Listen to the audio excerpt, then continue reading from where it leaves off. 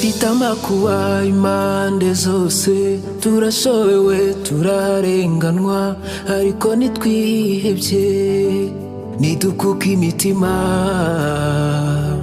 dukubitwa hasi ngo tugwe, dutangwa iteka ngo dupfe, baturega ibinyoma bakadushirishamo, ariko umwami Yesu akaturengera. Bizeye cyo cyatumye mvuka, natwe turizeye cyo gituma tuvuga, kuko kubabazwa kw'igihe gito kuturemera kwizera kubwiza bukomeye. Bonereza umutima umugenge bwo kukumenya, umugisha